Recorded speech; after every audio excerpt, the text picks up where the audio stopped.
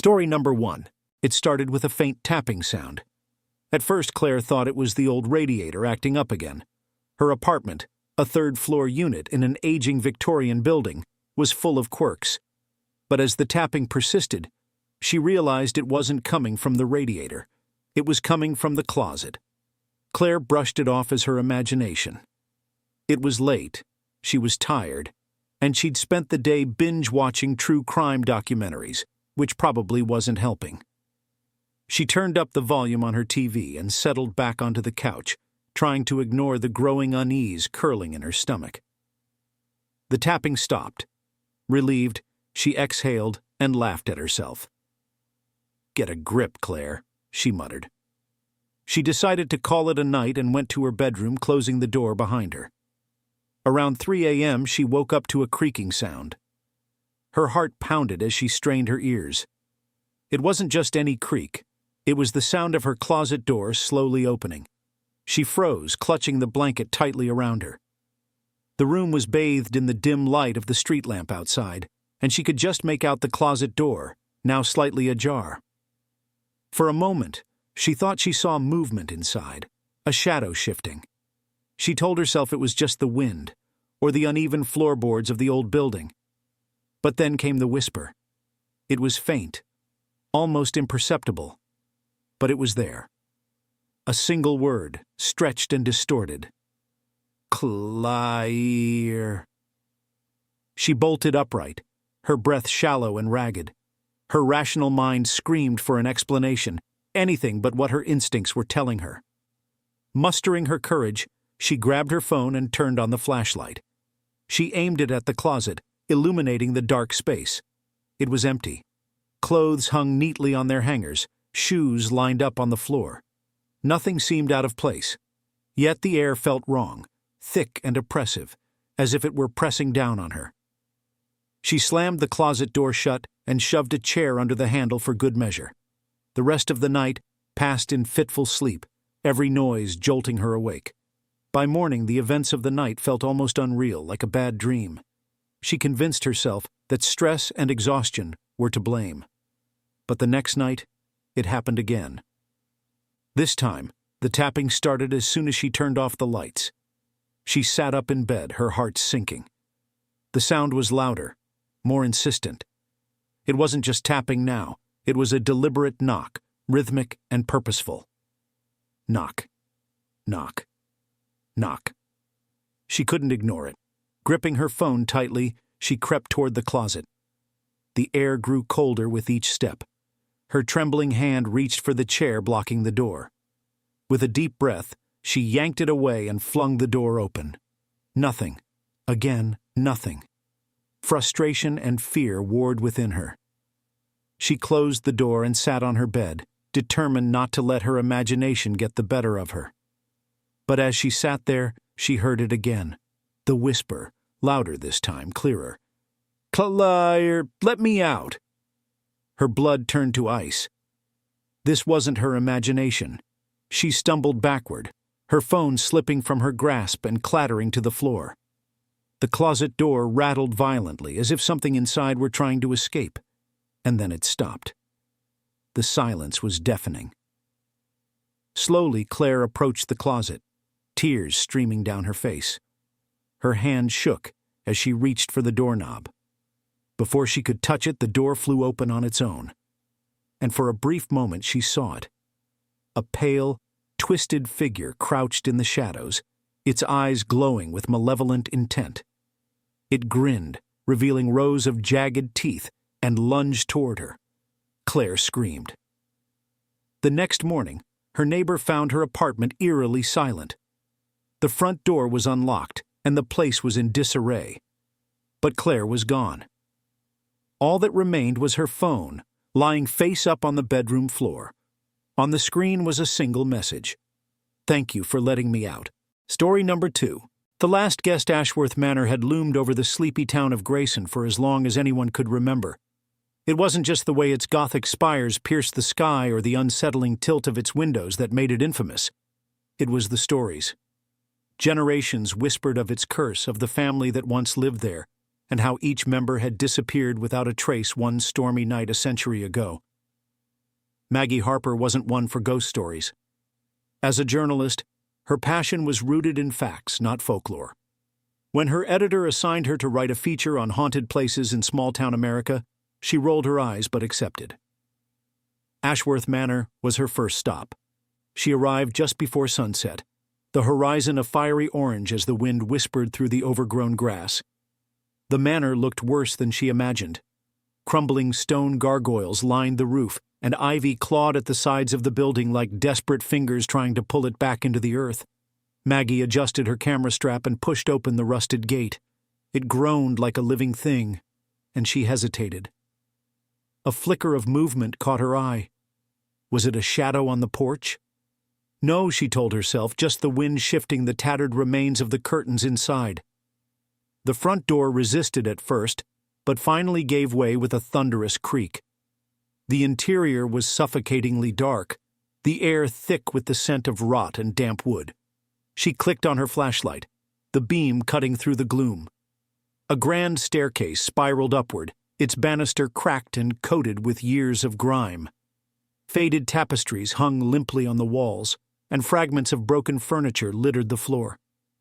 "All right," Maggie muttered, pulling out her voice recorder.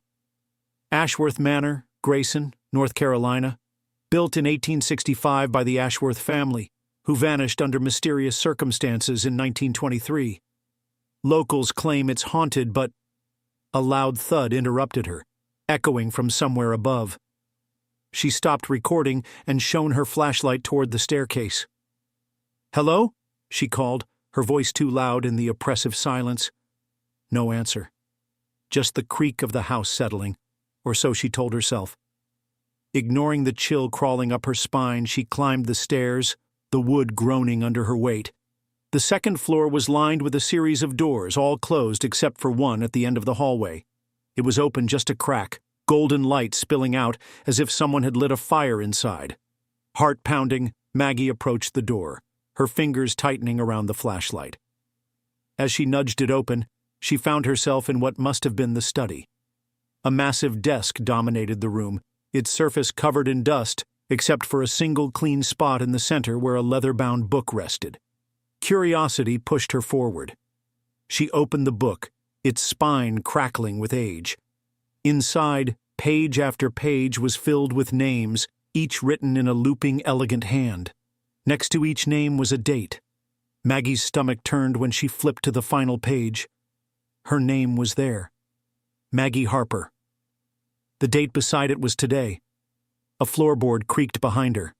She whipped around, but the room was empty. The flashlight flickered, the beam sputtering before plunging the room into darkness. Her breathing quickened as the whispers began. Low and indistinct at first, they grew louder, surrounding her from every direction.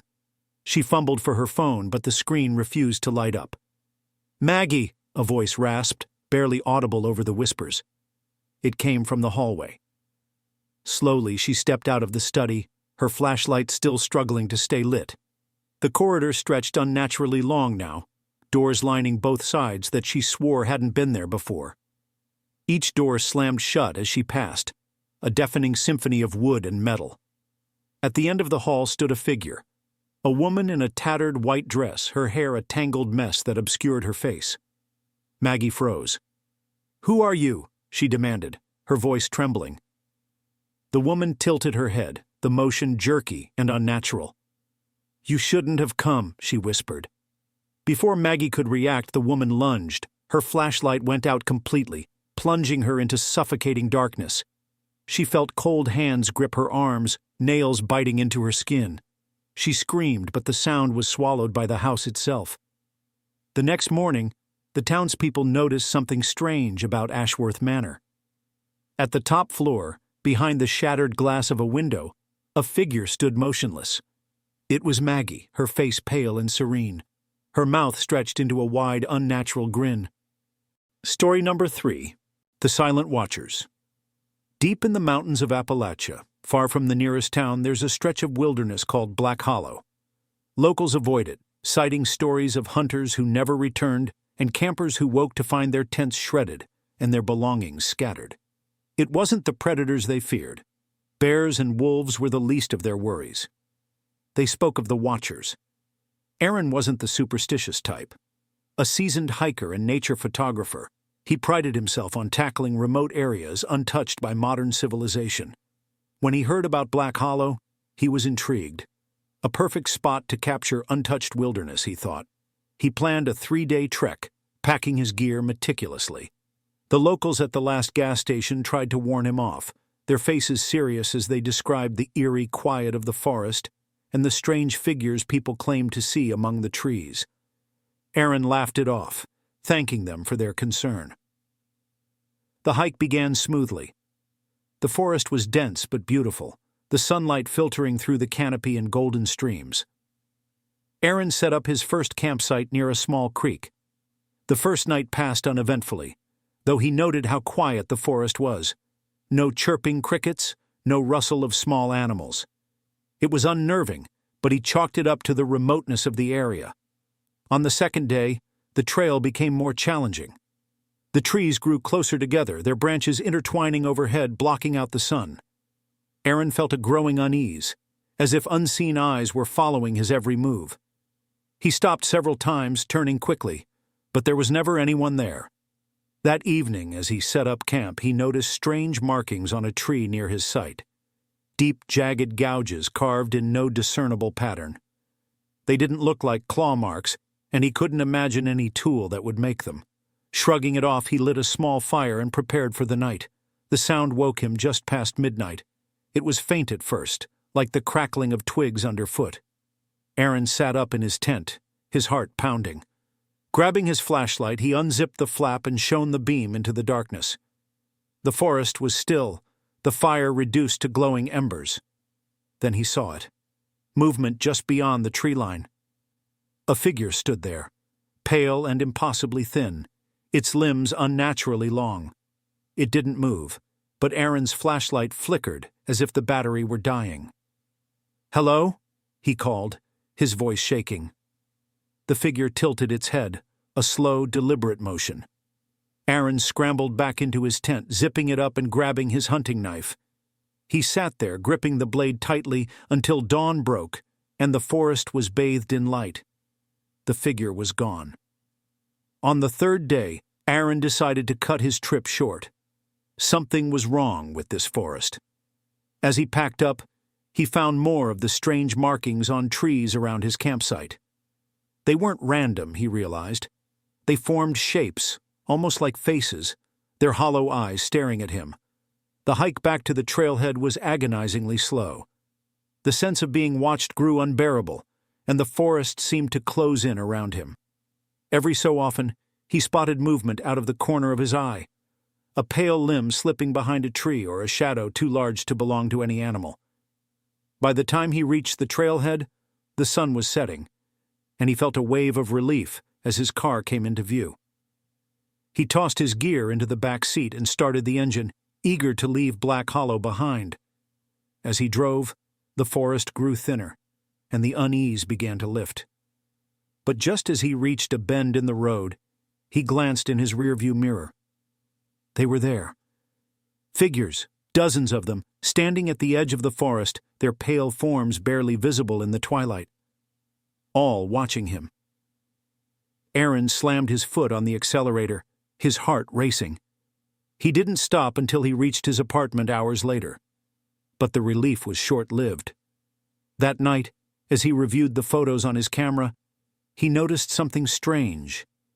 In every image he had taken in Black Hollow, no matter how far into the wilderness he had gone, there were shapes in the background.